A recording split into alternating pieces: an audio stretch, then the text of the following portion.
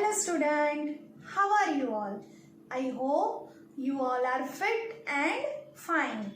Welcome to the new academic year of your third standard 2020-21. Myself Jalpa Doshi, and here I am going to guide you with your Hindi subject. So let us start with lesson number 1. सबका प्यारा घर। बच्चों, एक बार इस पाठ को शुरू करने से पहले हम इसके रिलेटेड कुछ जानकारियाँ ले लेते हैं कि हम इस पाठ में क्या क्या सीखने वाले हैं। तो सबसे पहले हम पाठ में दी गई कविता को रीड करेंगे। उसमें आ रहे मुख्य विषय घर के बारे में चर्चा करेंगे। पाठ में आ रहे नए शब्द, शब्दार्थ और प्रश्नों के उत्तर के बारे में भी समझेंगे। व्याकरण में दिए गए विषय स्वर, व्यंजन और संयुक्त अक्षर के बारे में भी जानकारी प्राप्त करेंगे। बच्चों, यह पाठ के रिलेटेड हम कुछ एक्टिविटीज़ भी कर सकते हैं, तो वो भी मैं आपको बताऊंगी। आशा करती हूँ आपको मेरा यह पाठ समझ में आएगा।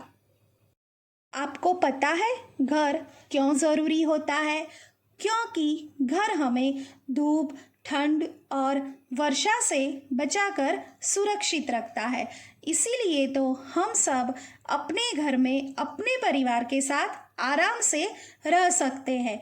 तो बच्चों, अब हम कविता को पढ़कर समझते जाएंगे। सदा यही तो कहती हो माँ, घर यह सिर्फ हमारा अपना, लेकिन माँ कैसे मैं मानूं, घर तो यह कितनों का अपना। आपने देखा, माँ अपने बच्चे को घर का महत्व समझाने के लिए कहती है कि यह घर तो सिर्फ अपना है, पर बच्चा आपके जैसा समझदार है, वो मान नहीं रहा और वो अपनी माँ को बताता है कि यह घर तो हमारे अलावा कितने सारे लोगों का है। देखो तो कैसे ये चूहे खेल रहे हैं पकड़म पकड़ी, कैसे मच्छर टहल रहे हैं, कैसे मस पड़ी है मकड़ी।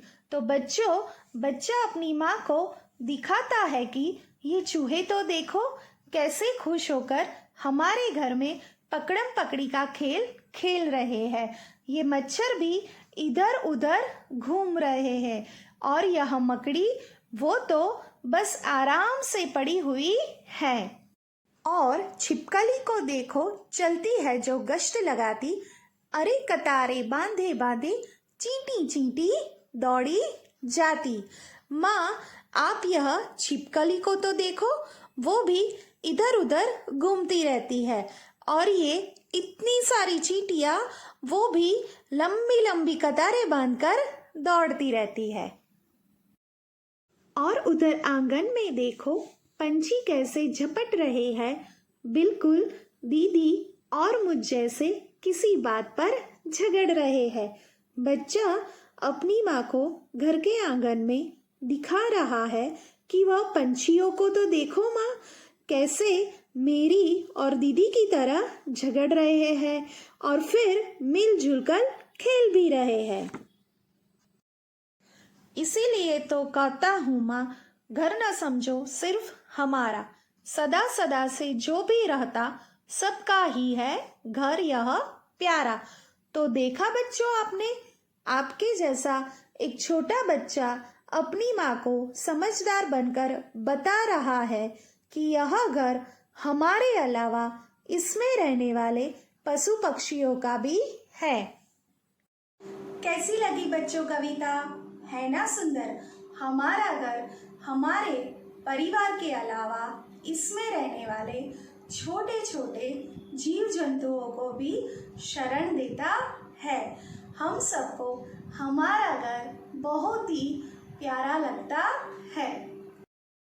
बच्चों, आज का यह सेशन मैं इधर ही समाप्त कर रही हूँ। So all of you, bye bye, take care and stay safe.